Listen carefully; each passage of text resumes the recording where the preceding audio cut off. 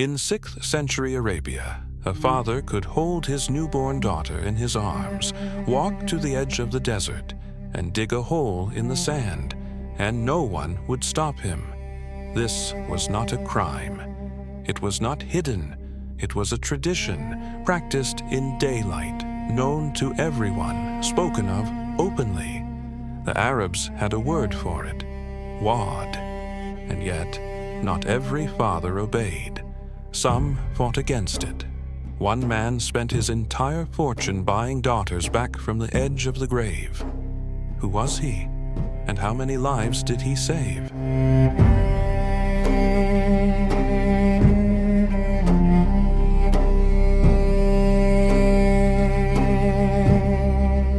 To understand how something this terrible could exist in the open, you need to understand the world it existed in. 6th century Arabia had no state, no king who ruled the whole peninsula, no unified law, no courts, no prisons. Power belonged to tribes, and within tribes, power belonged to reputation. A tribe that appeared weak was a tribe that would be raided. A tribe's survival depended on two things: the ability to fight and the ability to feed its people. Every mouth that could not carry a sword or tend a herd was, in the harshest calculation of desert life, a burden. The historian Al-Tabari, drawing from earlier traditions, records that certain Arab tribes practiced wade, the live burial of infant daughters, driven by a fear that was brutally simple. Daughters could be captured in raids. Daughters could be married into rival clans, strengthening the enemy. Daughters, in the logic of a world where war and famine were constant, represented vulnerability. But here is what most people get wrong about this practice. It was not universal. Not every tribe did this. Not every family. Not even most. The Quran's condemnation of the practice and the sources that describe it make clear that wad was recognized, even before Islam, as something monstrous. It existed alongside deep currents of tenderness, of fathers who loved their daughters fiercely, of tribes where women held property, ran businesses, and wielded genuine influence. The horror of wade was not that it defined all of Arabia. The horror was that it existed at all, and that the society around it could not stop it. The sources describe several reasons behind the practice, and none of them are simple. Ibn Sa'd, in his biographical dictionary known as the Tabaqat, and Al-Tabari, in his universal history, both record traditions that point to poverty as the primary driver. In the harsh interior of the peninsula, far from the trade wealth of Mecca and the agriculture of Medina and Taif, a drought could mean starvation.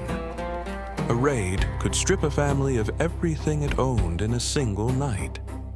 A daughter born during a famine was, to some fathers, a death sentence for the children already alive. But poverty was not the only reason. There was shame. In a culture built on tribal honor, where a man's name, his family's reputation, his clan's standing were everything, the capture of a woman by an enemy tribe was considered the deepest humiliation a family could endure.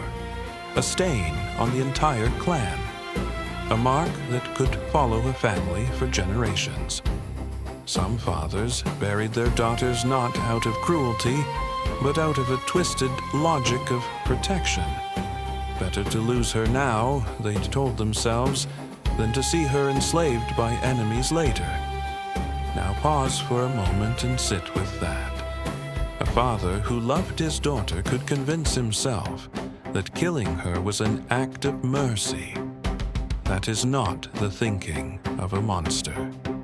That is the thinking of a society so broken by violence and scarcity that it had lost the ability to see another way, and And there was a third reason, perhaps the most disturbing of all, because it had nothing to do with survival. Some tribes practiced wood simply because it was custom, because their fathers had done it, because their grandfathers had done it, because no one questioned it. It was simply the way things were. The Quran itself captures this with devastating precision. In Surah An-Nahl, it describes the moment a man receives news of a daughter's birth. His face darkens. He is filled with grief, and he hides from the people in shame, debating within himself whether to keep her in disgrace or bury her in the sand. Read those words again.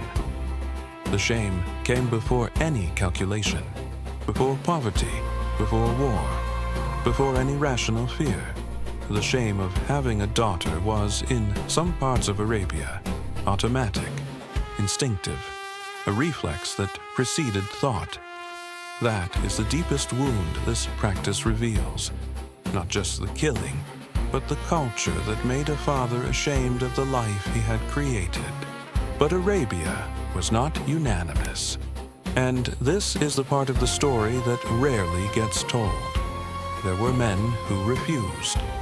The sources record a figure named Sasa'a ibn Najiyah from the tribe of Tamim, one of the largest and most powerful tribes of the Arabian interior, according to accounts preserved in classical biographical works and later cited by the great hadith scholar Ibn Hajar al-Asqalani. Sasa'a made it his personal mission to save infant girls from being buried alive. His method was direct. When he learned that a father intended to bury his daughter, Sasa'a would ride to him and offer a bargain. Camels, sometimes one, sometimes two, sometimes more, in exchange for the child's life. He did this not once, not twice. The traditions record that Sasa'a ibn Najiyah saved dozens of girls over the course of his lifetime. Some accounts in later biographical sources put the number far higher, though, as with much in the oral tradition, exact figures vary between narrations. What is not disputed is that he impoverished himself doing it. He traded away his wealth, animal by animal, daughter by daughter, until he had almost nothing left. Think about what kind of man does that. In a society where camels meant survival, where poverty could mean death, he gave it all away. Not for power, not for glory, for lives that his own society had decided were worth nothing. His grandson would become one of the most famous poets in all of Arabic literature, Al-Farazdak. And Al-Farazdak, in his poetry, would boast of his grandfather's legacy. Not wealth, not military victories, not tribal conquests, the lives he saved. Think about what that tells you about pre-Islamic Arabia. In the same society that practiced Wa'ad, there was a man who spent everything he had to fight it, and his family remembered that, not as weakness, but as the highest honor they could claim. Sasa'a was not alone. The sources mention others who spoke against the practice openly. Zayd ibn Amr ibn Nufail, the same figure we will meet in a later episode as one of the Hanifs, the pre-Islamic monotheists who rejected idol worship, is described as having openly condemned Wade in Mecca itself. He confronted fathers directly, and sometimes he took the children himself. These were not organized movements. There was no campaign, no law, just individual men acting on conscience in a world that had no mechanism to enforce what they believed was right. And then there is the account that may be the most difficult to hear. After the rise of Islam, a man named Qais ibn Asim came to the Prophet Muhammad. Multiple hadith collections and biographical sources record what he said.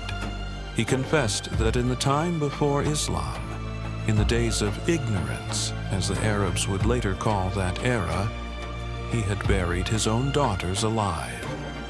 The exact number varies between sources.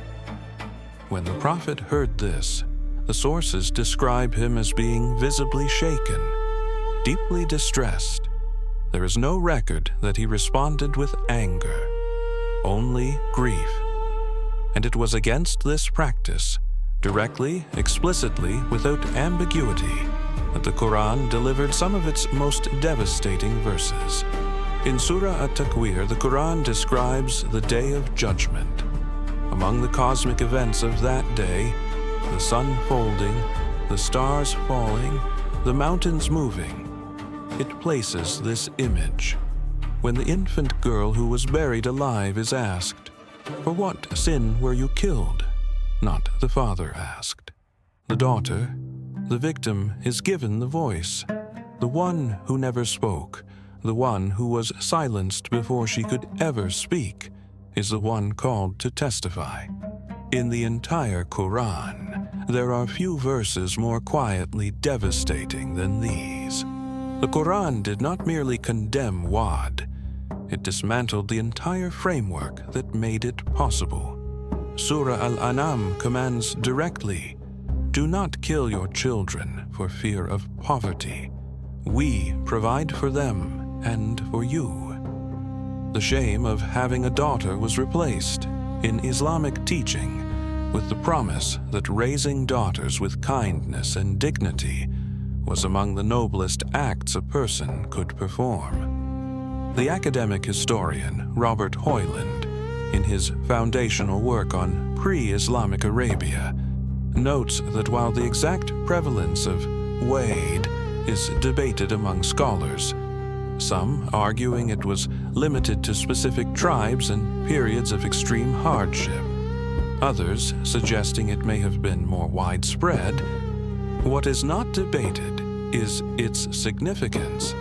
It represented the most extreme expression of a patriarchal system under economic and military pressure, a system that had reached its breaking point. And Islam's abolition of it was not gradual, it was immediate, total, uncompromising. Within a single generation, a practice that had survived for centuries was gone. That tells you something about the depth of the wound and the force required to heal it. This is a story that must be told before any other story about Arabia can be fully understood. Not because it defines a people, it does not, but because it reveals the darkness that existed alongside the beauty, the poetry, the trade, the pilgrimage. Pre-Islamic Arabia was not a simple place. It was a world where a father could bury his daughter at dawn and compose a poem of heartbreaking tenderness by nightfall, where one man spent his fortune saving children while his neighbors looked away, where a practice that everyone knew was wrong survived, because no single voice had the authority to end it, until one did. That is a world before the light, and we are still just beginning to see it clearly. Next time, a different story entirely. A city on the edge of crisis. 4 tribes. 1 sacred stone. And a young man named Muhammad, years before he received any revelation, who stepped into a dispute that was about to turn violent, and solved it with an idea so simple, it silenced every sword in the room. If these stories matter to you, subscribe, because we are only at the beginning. I started this channel because I believe these stories deserve to be told and heard by the world. But without your support, YouTube will never show this to anyone else. A simple like or subscribe costs you nothing, but it means the world to a small channel like this. If you think more people should know this history, help me reach them.